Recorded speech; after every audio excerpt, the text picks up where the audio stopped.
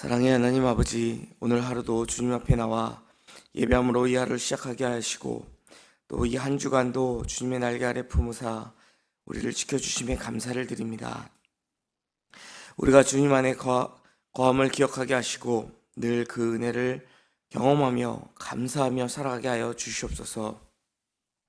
하나님 아버지, 영화교회를 위하여 기도합니다. 하나님의 사랑이 넘치는 교회가 되게 하여 주시고 지역을 섬기며 전도하는 교회가 되게 하여 주시옵소서. 슬픈 자를 위로하며 약한 자에게 힘이 되는 주님의 복음을 전하는 부흥하는 교회가 되게 하여 주시옵소서. 온전한 예배가 이어지게 하시며 기도가 끊이지 않는 교회가 되게 하여 주시옵소서. 하나님, 저희에게 새로운 예배당을 건축하게 하심을 감사를 드립니다. 하나님, 이 귀한 사명을 저희가 잘 감당케 하여 주시고 또 허락하신 새 예배당 건축이 주님 뜻 안에서 모든 공정이 안전하게 진행될 수 있도록 인도하여 주시옵소서. 새롭게 세워질 예배당을 통하여 하나님을 영화롭게 하는 예배가 이어지게 하여 주시고 하나님의 임재를 경험하는 거룩한 성전이 되게 하여 주시옵소서. 하나님 아버지, 남아프리카 공화국 선교지 방문을 담임 목사님 무사히 마치고 귀국하실 수 있도록 인도하여 주심에 감사를 드립니다. 선교의 여정으로 지친 육신을 회복시켜 주시고 선교지에서 경험케 하신 은혜를 더욱 성령의 충만함으로 맡기신 사역을 감당케 하여 주시옵소서. 하나님, 이제 곧 9월을 맞이하여 2학기 모임들이 시작됩니다. 모임들마다 하나님의 은혜가 더하게 하여 주시고 특별히 2학기에도 구역을 이끌어갈 구역 리더들 은혜와 능력을 부으사 하나님 맡겨주신 사명을 충성으로 감당케 하여 주시옵소서. 모이는 구역마다 하나님의 은혜가 차고 넘치게 하시며 부흥의 역사를 경험하는 구역들 되게 하여 주시옵소서. 우리 모두가 말씀을 쫓아 모이기에 힘쓰는 교회 되게 하여 주시옵소서. 우리의 자녀들 또한 모이기에 힘써 예배에 성공하는 믿음의 사람들로 자라게 하여 주시옵소서. 세상의 기준을 따르는 것이 아니라 하나님의 말씀이 기준이 되어 하나님의 인도하심을 따라 살아가는 우리 자녀들 되게 하여 주시옵소서. 하나님만을 믿으며 살아갈 때에 하나님께서 붙들어 주셔서 이 세상의 빛과 소금 같은 존재로 하나님께 영광 올려드리는 믿음의 세대로 우뚝 서게 하여 주시옵소서. 하나님, 내일은 거룩한 주일입니다. 예배를 사모함으로, 말씀을 사모함으로, 주님을 만난다는 기대함으로 우리가 주일 예배를 준비하게 하여 주시고 거룩한 주일 예배에 나오는 모든 발걸음을 인도하여 주사 주님의 임재를 경험하며 새 힘을 얻는 귀하고 복된 예배 시간 되게 하여 주시옵소서. 우리의 삶 가운데 늘 주님만을 의지하게 하여 주시고 하나님, 우리가 더욱더 죄에 대하여 민감하게 하사 우리가 죄를 멀리하며 더욱더 하나님 인도하신 가운데 거하게 하여 주시옵소서. 하나님, 우리가 육신을 입고 살아갑니다. 때로는 죄의 유혹에 걸려 넘어진다 할지라도 우리가 회개하고 다시 일어날 수 있는 믿음을 허락하셔서 우리의 회개를 용납하시는 주님께로 돌아갈 수 있는 주의 거룩한 성도 되게 하여 주시옵소서. 하나님, 이 시간도 주님의 말씀을 사모하며 이 자리에 나왔습니다. 주의 말씀을 깨닫는 지혜를 주사 말씀대로 살아갈 수 있는 능력을 얻는 시간 되게 하여 주시옵소서. 감사드리며 모든 말씀 예수 그리스도 이름으로 기도드립니다. 아멘. 우리 계속해서 에스겔 24장 말씀 보겠습니다. 에스겔서 24장 1절로 14절의 말씀입니다. 우리 1절부터 14절까지의 말씀 이제 한 목소리로 봉독하겠습니다. 아홉째의 열째 달 열째 날에 여호와의 말씀이 내게 임하여 이르시되 인자야, 너는 날짜 곧 오늘의 이름을 기록하라. 바벨론 왕이 오늘 예루살렘에 가까이 왔느니라. 너는 이 반역하는 족속에게 비유를 베풀어 이르기를 주 여호와께서 이와 같이 말씀하시기를 가마 하나를 걸라.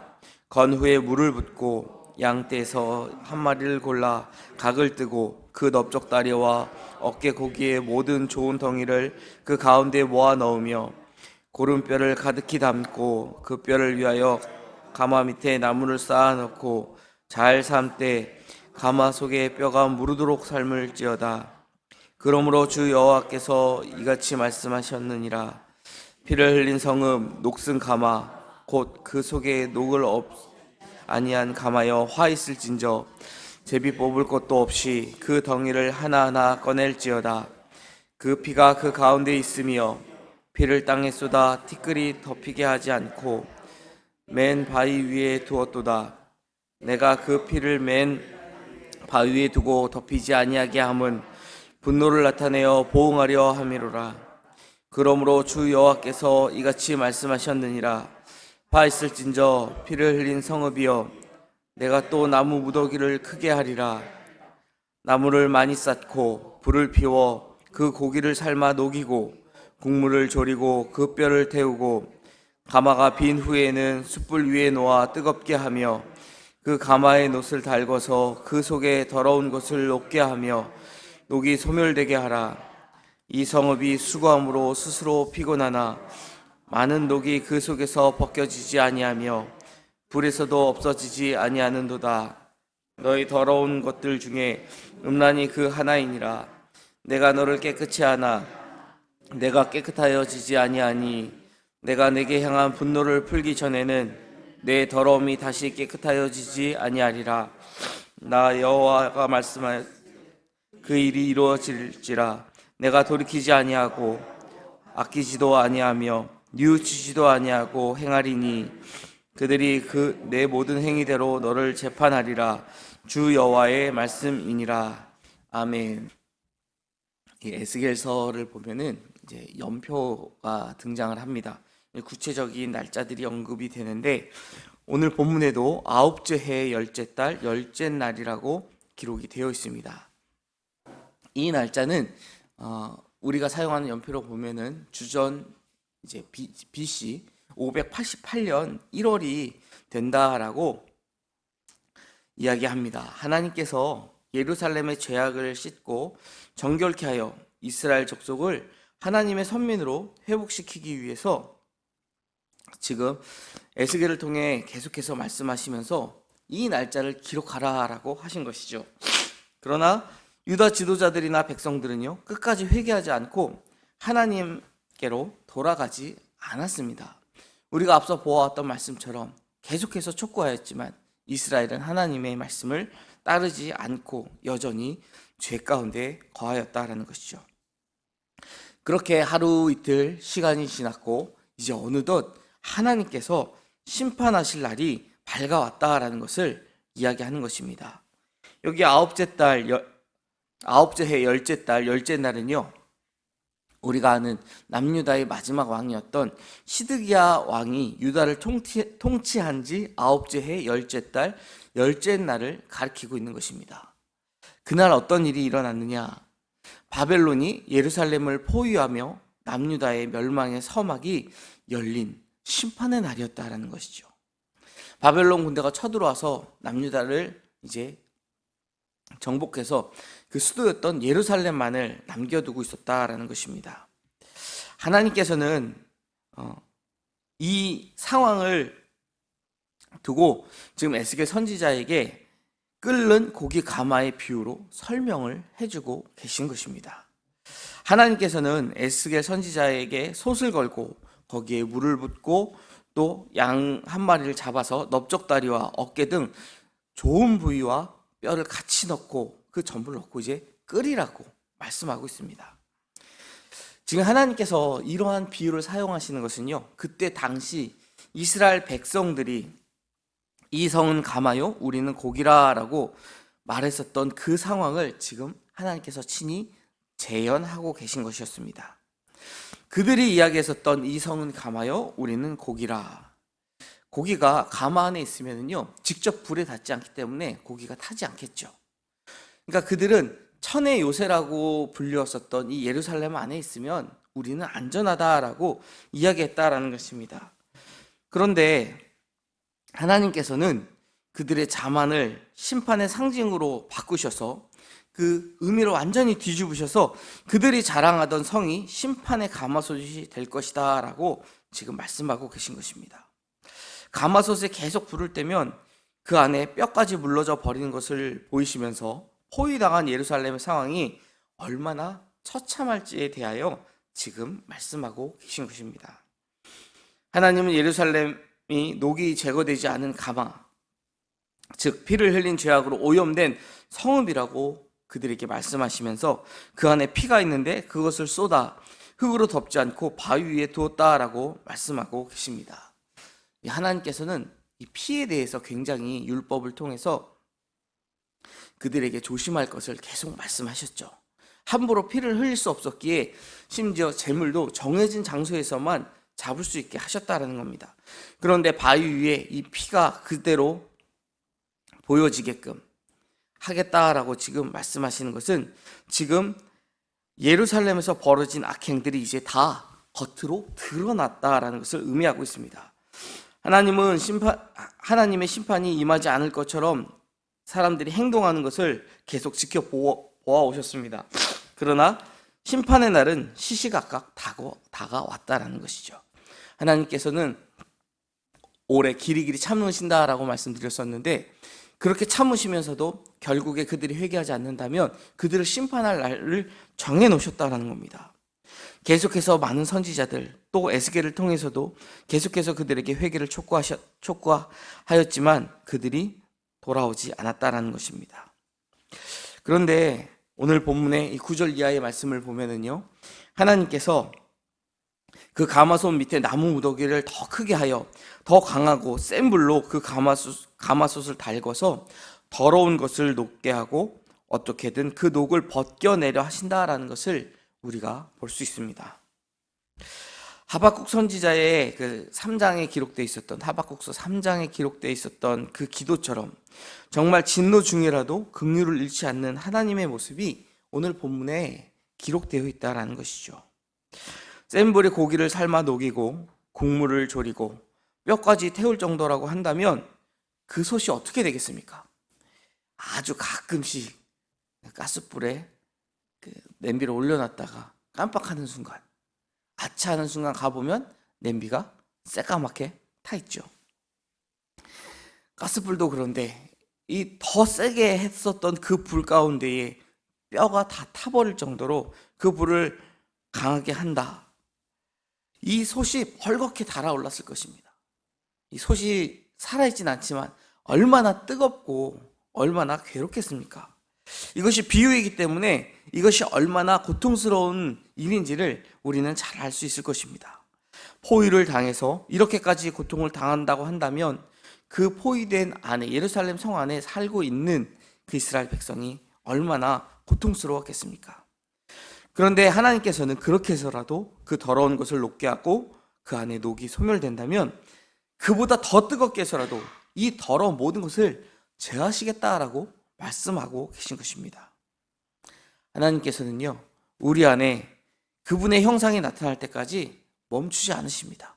계속해서 불을 떼서라도 아주 끈질기게 어떻게 해서든 우리가 회개하도록 우리를 뜨거운 불 가운데 담금질 하시는 분이시다라는 것이죠. 그런데 우리가 그 불을 거부하고 완고하게 저항한다면 우리도 오늘 말씀과 같이 결국 우리에게 남는 것은, 우리에게 다가오는 것은 심판일 것입니다. 구약 성경을 읽으면서 특히 이 예언서를 읽으면 하나님께서 그렇게 그들에게 회개를 촉구하시지만 끝까지 회개하지 않고 범죄하는 이스라엘을 보면서 혹시 답답함을 느끼지는 않으십니까? 물론 이방 다른 백성들은 그럴 수 있다고 치더라도 하나님께서 친히 택하셔서 당신의 백성 삼으신 선민이라고 일컬어진 그 백성이 어떻게 하나님의 저 계속된 촉구에 그들의 귀를 닫고 여전히 하나님께로 돌아가려 하지 않고 회개하지 않고 죄를 지을 수 있었을까? 우리가 죄에 대하여 무뎌진다라는 표현을 하죠. 저는 이 표현이 어릴 때 주일학교 선생님이 말씀해 주신 그 표현이 지금도 생생하게 머리에 그려집니다. 이 선생님이 뭐라고 설명을 하셨냐면, 우리가 죄를 짓다 보면은 처음부터 큰 죄를, 실수가 아닌 이상 엄청난 죄를 짓는 사람은 거의 없겠죠. 사소한 것, 작은 실수를 짓게 된다는 겁니다. 그런데 만약 너희가 이것을 회개하지 않으면 우리의 마음에, 우리가 잘못하면 뭐라고 이야기하죠? 양심의 가책을 느낀다 그러죠. 이 양심의 가책을 어떻게 표현하셨냐면, 이런 동그라미가 우리 마음 가운데 있으면 이 동그라미를 찌르는 삼각형이 있다라고 생각을 해보라고. 그래서 우리가 양심의 가책을 느낄 때 이 삼각형이 돌아가면서 우리 마음의 벽을 이렇게 긁게 되는데, 이 작은 죄를 우리가 무시하고 넘어가면 이게 계속 돌아가면서 양심의 가책을 느끼게끔 하다가 어느덧 우리 마음에 이 삼각형, 우리 양심이 닳게 돼서 이제 갈아져서 더 이상 아무리 돌아가도 이 마음을, 양심의 가책을 느끼지 못하게 할 거야. 그러다 보면 조금 더 죄를 쉽게 짓게 되고, 그러다 보면 죄 짓는 거에 익숙해져서 우리가 회개하지 않게 돼. 그러면 하나님께서 그것을 다시금 느끼게 너희를 심판하실 거야. 이렇게 말씀하셨어요. 이게 아동부 시절에 들은 이야기인데, 저는 평생 이 동그라미 안에 삼각형이 돌아가는 모습이 머릿속에서 지워지질 않아요. 아, 죄가 이런 거구나. 우리가 사소한 것, 작은 것, 하나님의 말씀을 어기는 것을 가볍게 여기면 나중에는 하나님 앞에 더 큰 죄를 짓는다 할지라도 그것을 아무렇지 않게, 지금까지 별일 없었으니까 앞으로도 별일 없겠지, 이렇게 안일하게 생각하고 넘어가게 된다라는 것이죠.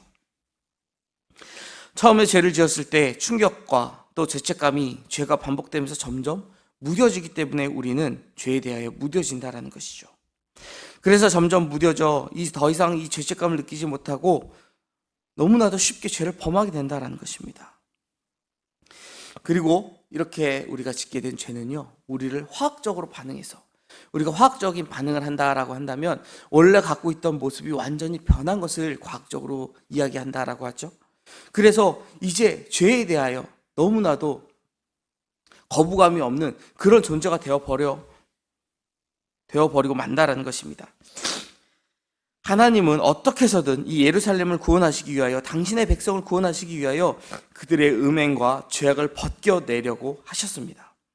하지만 예루살렘은 그런 하나님의 말씀을 붙잡는 것이 아니라 오히려 자신들이 즐거움을 느끼고 또 기쁨을 느끼게 해주었던 그 죄를 붙잡았습니다. 그 결과 나무 무더기를 더하여 센 불을 가하여도 이제 더 이상 그 녹을 제거할 수 없는 상황이 되고 말았다라는 것이죠. 어쩌다 이 지경이 되었을까요? 처음에 죄는 주님을 실망시키는 아마 작은 것들이었을 것입니다. 그러나 그것이 지속되고 반복되자 예루살렘 전체가 죄에 변질된 성분으로 변해버렸다라는 것입니다. 그래서 주님께서 일하심에도 음란의 죄는 벗겨지지 않고 불에 타 사라지지도 않았다라는 것입니다. 주님은 어떻게 해서든 그들을 정결케 하려고 하셨지만 예루살렘은 도리어 그 죄를 즐기며 정결케 되기를 거부하였습니다. 회개보다는 음란을, 정결함보다는 더러움에 머무는 것을 택했다라는 것입니다. 결국 하나님께서는 그들을 위하여 일하시던 것을 이제 멈추고 그들의 행위대로 심판하시겠다 선포하십니다. 우리가 이 죄를 가볍게 여기서는 안 될 것입니다. 결코 죄는 가벼운 문제가 아니라는 것이죠. 우리 안에서 화학적 변화를 일으켜 이전 상태로 이제는 돌이킬 수 없게 만드는 것이 죄라는 것입니다. 하나님은 끝까지 회복을 위해 일하셨지만 더러운 죄에서 깨끗하게 되기를 원치 않았던 예루살렘은 결국 멸망으로 치닫게 되었다는 것이죠. 오늘 말씀을 통해 우리도 회개하지 않고 죄악에 무뎌져 버린다면 하나님의 심판을 피할 수 없음을 기억하면서 우리가 이 죄를 변질시키기 전에 회개하고 주님께 돌아오는 은혜를 누리면서 무엇보다 죄를 멀리하는 삶을 살아가는 저와 여러분이 되시기를 주님의 이름으로 축원드립니다. 기도하겠습니다. 하나님, 작은 죄 하나까지도 하나님 앞에 회개하게 하여 주시고 죄를 통하여 죄에 대하여 무뎌지지 않게 하시며 더욱 죄에 민감하게 반응하여 악은 어떠한 모양이라도 버리며 하나님께서 기뻐하시는 거룩한 삶을 살아가는 성도가 되게 하여 주시옵소서.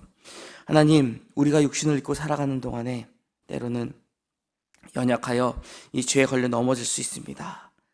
저희를 긍휼히 여기시고 찾아와 손 내밀어 주시며 우리가 죄를 깨달을 수 있는 지혜를 주셔서 회개하고 주님께 돌아갈 수 있는 은혜를 경험케 하여 주시옵소서. 거룩한 주일을 준비하는 오늘 주님을 묵상하며 살아가게 하여 주시고 주님과 동행함으로 의의 길로 선한 길로 걸어가는 하루 될 수 있도록 인도하여 주시옵소서. 모든 말씀 예수 그리스도의 이름으로 기도드립니다. 아멘.